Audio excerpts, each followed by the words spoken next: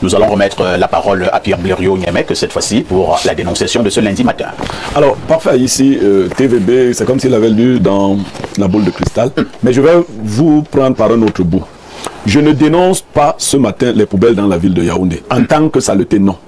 Je dénonce la tentative ou l'organisation d'un envoûtement collectif à travers les poubelles. Ah bon? Oui, oui. Quand vous voyez les poubelles à Yaoundé aux endroits stratégiques, vous avez l'impression qu'on est allé les chercher dans le dépôt. Il y a des poubelles spontanées.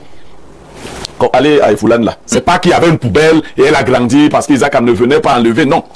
Attends, Blériot, tu nous amènes sur quel terrain là? Je vous dis qu'on est en train de déposer des poubelles à tous les carrefours de Yaoundé. C'est quoi l'objectif? On y met des produits pour nous envoûter. Vous êtes très sérieux là?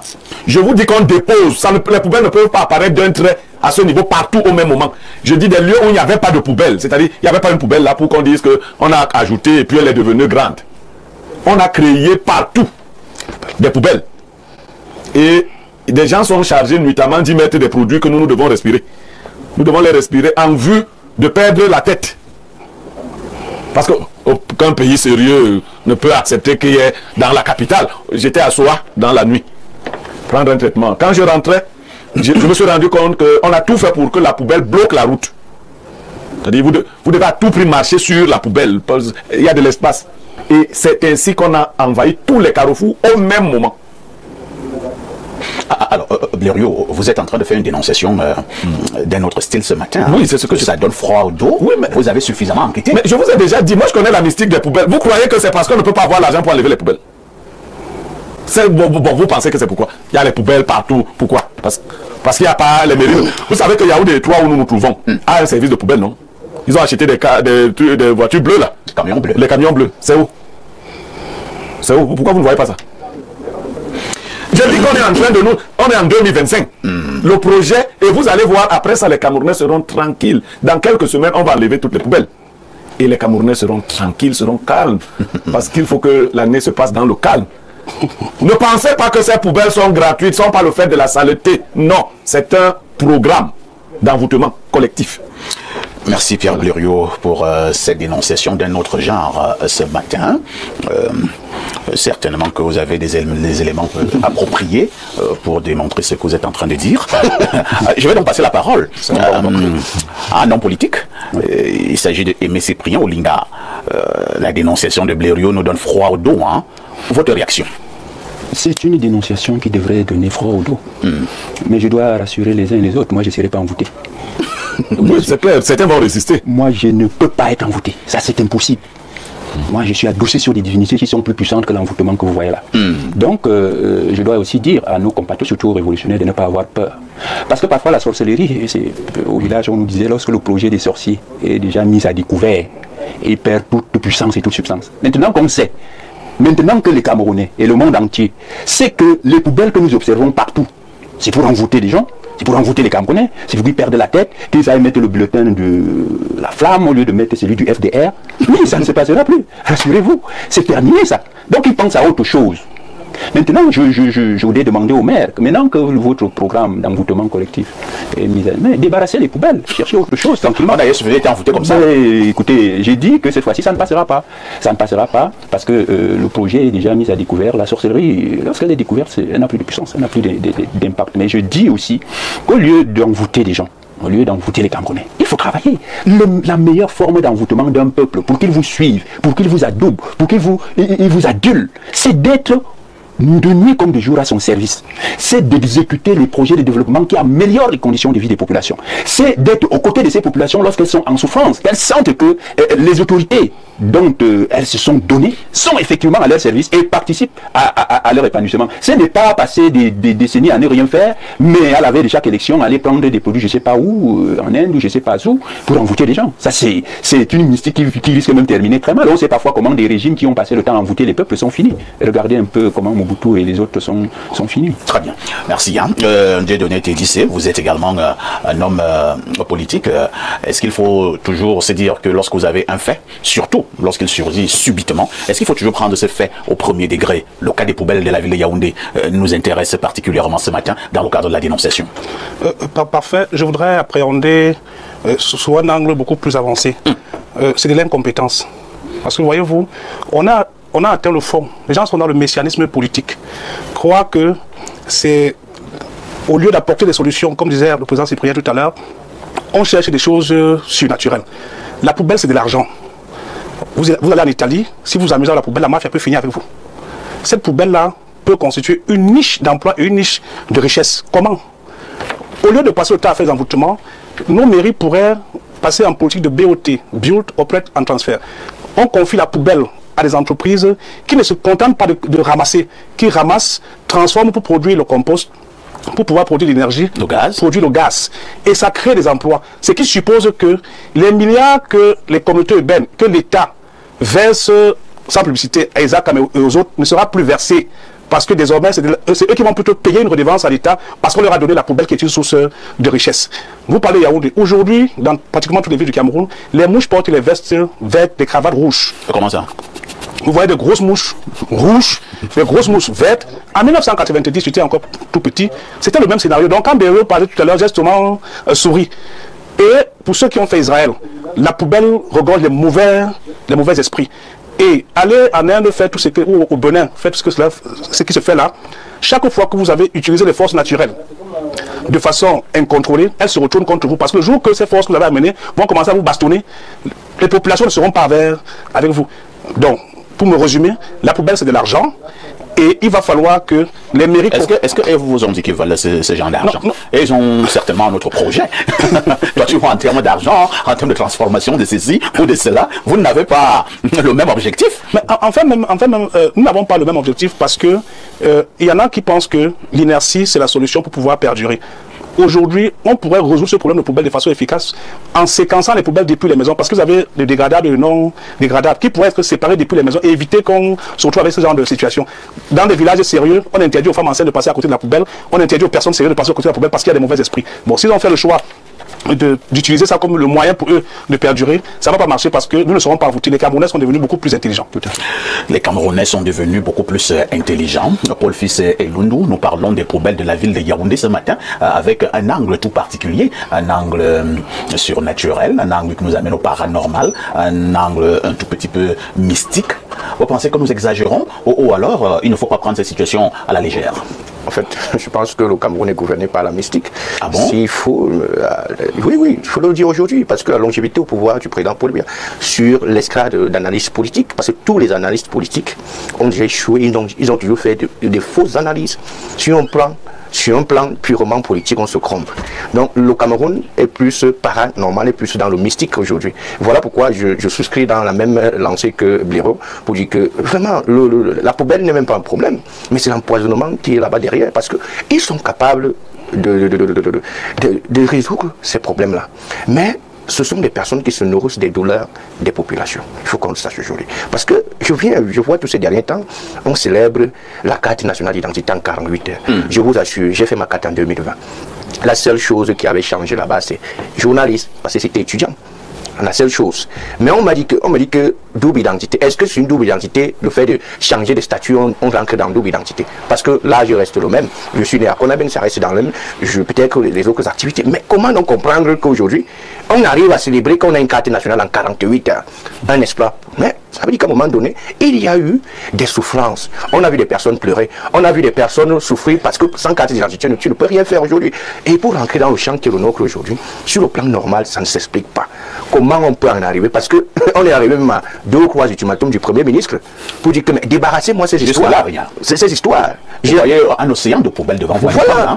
Rassurez-vous, ce n'est pas un montage, c'est la ville de Yaoundé. C'est la ville de Yaoundé et ça ne s'explique pas. Un océan de parce qu'il ne manque pas de moyens. Il ne manque pas de moyens. Il ne manque pas de ressources humaines. Mais comme ils ont décidé plutôt d'employer cette méthode mystique d'empoisonnement, et nous, ceux qui ont des esprits faibles vont partir. Parce que nous, on a été fabriqués autrement. On ne pourra pas laisser les crasses à partir de ces choses. Mais loin de la mystique, il y a aussi un point que le frère soulignait là. C'est le même point, parce que moi, je ne savais pas, il y a un pasteur coréen qui me fait un peu des cours de My Education, pour les cours de transformation et de développement personnel, qui parlait de la gestion des poubelles à Yaoundé. Il dit une mine de richesse. Il dit que le Cameroun produit des tonnes de déchets par jour, qui est en plus une mine de richesse. Et il ne comprend pas comment on arrive à ne pas exploiter cette niche de richesse aujourd'hui. Et on se demande que, et ce n'est pas la matière qui manque, ça veut dire que la matière, les ressources humaines ou bien des moyens. Parce que si on est capable de mettre autant de moyens dans ce qui est futile et dit qu'on n'a pas de moyens pour mener des politiques qui visent plutôt à assainir le milieu auquel nous vivons, c'est un problème. Et aussi, vous allez chuter. Je chute pour dire que sur le plan même environnemental, descend même la métaphysique, sur le plan environnemental. Voyons, vous allez voir, allez au marché Mokolo, vous allez voir une maman qui a une poubelle ici, mais qui on vend les fruits à côté. On vend les ça, les autres appellent les prunes, on vend du maïs grillé, le haricot. Le babana passe avec la viande, il s'installe à côté, voilà. Nous mangeons avec la poubelle. Nous mangeons avec la poubelle. Et c'est un peu ça, c'est cette forme d'empoisonnement qu'il faut aussi relayer au-delà du mystique. Ça veut dire que nous sommes... Il y a deux sortes d'empoisonnement. Oui. L'empoisonnement physique et l'empoisonnement mystique. Parce que les populations, ne vous demandez pas pourquoi il y a beaucoup de maladies à Yaoundé. Parce qu'il y a cet empoisonnement. Et les gars, à Mokolo, allez-y, vous allez voir. Là, on vend des beignets, on vend tout. Et il n'y a pas de mesures de précaution, ou bien d'hygiène, ou bien de protection. Et directement, on manipule avec ces secteur-là. C'est vraiment aberrant. Pierre Bleriot, mec, on vous passe donc la parole. Hein. La situation des poubelles dans la ville de Yaoundé est devenue de plus en plus préoccupante. Ce matin, vous nous amenez sur un autre terrain. Vous nous dites que c'est un envoûtement au collectif qui est préparé, que l'on ne prenne pas cette affaire au premier niveau. Ok, je vais d'abord essayer de faire comme si ce n'était pas un envoûtement. Comment des maires d'une ville peuvent s'entendre tous pour que leur ville soit inondée de poubelles alors qu'ils sont à la veille d'une échéance électorale? Est-ce que les gens se... C'est-à-dire que comment le RDPC a le courage de dire qu'il va présenter un candidat à l'élection tout de suite là, dans une ville pleine de poubelles?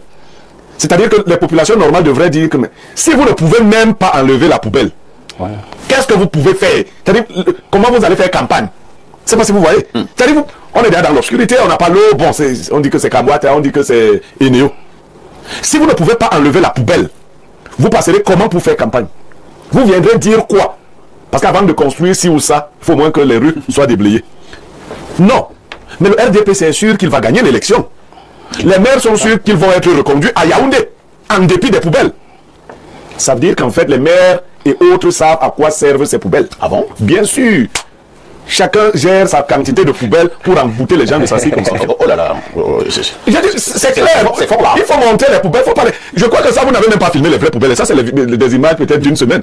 Je vous dis, vous qui êtes ici, allez ici à Efoulan, allez voir au carrefour Efoulan, à côté d'une pharmacie. Il y a la pharmacie à côté. Comment la poubelle est en train de fermer la route. Et là, les gens m'écrivent pour me dire que quand nous montrons ces images, nous sabotons l'image du Cameroun à l'étranger. Ah bon? Oui, mais c'est pas possible. Vous voyez à quel point les gens sont sorciers. C'est-à-dire que nous, on a demandé... Ce sont les gars qui sont dans l'envoûtement. Bien sûr, et qui envoûtent même. Oui. Ça doit même mettre les envoûteurs. Ils disent que ça salit l'image du Cameroun à l'étranger. Attendez. Vous vivez dans la poubelle, est-ce qu'on a besoin de salir votre image? Ça veut dire que nous qui sommes à l'intérieur du Cameroun, nous devons nous habituer à la saleté. Vous savez que nous devons domestiquer justement la saleté. Effectivement, dans certaines maisons, on ne fait le ménage que le jour où on reçoit des étrangers. En temps normal, on vit comme ça. C'est-à-dire que vous arrivez chez quelqu'un, vous dites vous voulez aller aux toilettes, il dit attends d'abord. Ce n'est pas parce qu'il y a quelqu'un là-bas, c'est parce qu'il s'imagine l'état de ses toilettes. On va donc envoyer une armée de personnes là-dedans, d'autres enfants vont venir, vous allez entendre les seaux d'eau qui suivent. C'est que les toilettes sont dans un piteux état. Alors, avant que vous ne puissiez passer, le père de maison demande, vous avez versé du javel. Donc lui, il se satisfait avec ses enfants et sa femme à vivre comme ça. Et c'est quand l'étranger demande d'aller aux toilettes, et d'autres maisons ont des secrets. Et quand vous dites que vous voulez aller aux toilettes, on vous dit simplement qu'il n'y a pas de toilettes. On n'a pas le temps de faire tout ça. Donc, je félicite tous les maires de Yaoundé qui sont dans le complot. Qui sont dans le complot de poubelle. Les maires vont vous porter plainte. Ils sont libres, non? Comment ils sont même puissants, non? Ils sont libres. Ils vont me porter plainte. Avant, il faudra qu'ils enlèvent les poubelles. De toutes les façons, ils vont me porter plainte. Et on va constater, si c'est pour Niemek seul qui réussissent à enlever les poubelles, tant mieux. Parce que quand ils vont me porter plainte, les maîtres te disent, oh, mes amis huissiers viendront constater dans chaque mairie l'état des poubelles. Par exemple, qu'eux, ils vont me porter plainte. Et je vous dis que la salubrité est l'une des missions d'un maire. Peut-être que les gens ne le savent pas. Beaucoup sont arrivés maires sans avoir même lu les missions de la mairie. C'est-à-dire la salubrité, une des missions du maire. Donc si ta circonscription est sale, tu n'es pas maire. C'est clair. Donc décrétons qu'il n'y a plus de maire à Yaoundé. C'est par là que je voulais chuter. Il n'y a plus de maire. Comme on a prolongé leur mandat, tous les maires de Yaoundé ont démissionné à partir du maire de ville. Le premier à démissionner, c'est le maire de ville, Luc Messi. Il n'y a plus de maire à Yaoundé, il faut crier à Paul Biya qu'il faut peut-être même des élections anticipées. Il n'y a plus de maire à Yaoundé, les maires ont fui. Merci Pierre Blériot. Nous allons lire ces nombreuses préoccupations de nos téléspectateurs à travers le monde. Nous commençons par le 213. C'est un téléspectateur de l'Algérie. Bonjour Perfecto, le grand marabout sorcier de la télévision.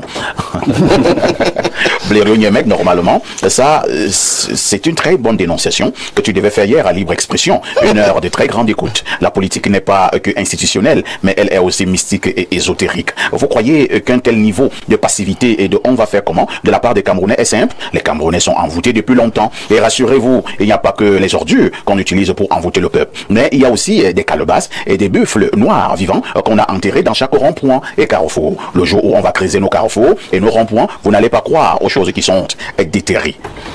Ah ben, ça sont des choses compliquées. Hein. Si tu as une vidéo, tu m'envoies d'abord. Nous allons creuser. Rassurez-vous, nous allons creuser après 2025. Si moi je suis président, on va creuser. Vous allez creuser tous les carrefours. Bien entendu. Nous allons déterrer toutes ces buffles-là et puis vous verrez c'est pas la suite. Bon début de semaine, messieurs Haïssé, ainsi qu'au panel d'Espace Midi. Une croyance populaire voudrait que les décharges soient des lieux de rencontre avec des esprits malveillants, je dirais même démoniaques. Comment comprendre qu'avec toutes les ordures qui jonchent chez les grandes villes du pays, les autorités ne règlent pas le problème tout en capitalisant l'apport énergétique qui peut en découler. On peut déduire que ce laisser aller serait volontaire. Remarquez, monsieur Haïssé, les villes où les poubelles ont pris le contrôle ont une majorité des populations en baisse de QI, où la violence et la perversion est le quotidien de vie. Monsieur Niemek, rappelez-vous que Ngono Apollonie s'était vu convoqué à la justice parce qu'elle avait dénoncé le trop plein d'ordures à Yaoundé. C'est Bertrand de Marois. Mais est-ce que c'est Ngono Apollonie? Vous me connaissez. Qui va prendre le risque de me convoquer parce que j'ai dénoncé les poubelles? Bonjour à vous, Blériot Niemek a raison. La poubelle est un lieu lugubre. Les entités négatives y résident. C'est Samuel depuis Douala. Autre message ce jour. Bonjour, j'ai besoin de votre aide. Ça sent bien embouté. J'ai besoin de votre aide pour remplir ces questionnaires. Vous voyez? On dit que nous sommes dans une réflexion très importante et quelqu'un est en train de nous distraire. Soit c'est un envoûté, soit c'est un envoûteur. Autre message, allons au 241. Il s'agit là du Gabon, le pays que dirige Oligui Nguema. Bonjour, Perfecto. L'ancien maire de San Melima, patron de Buka Voyage, était un exemple de propriété. C'est Mike depuis Libreville. Oui, c'est vrai. C'est vrai. On l'appelait Ndon. Autre message ce jour. Alors...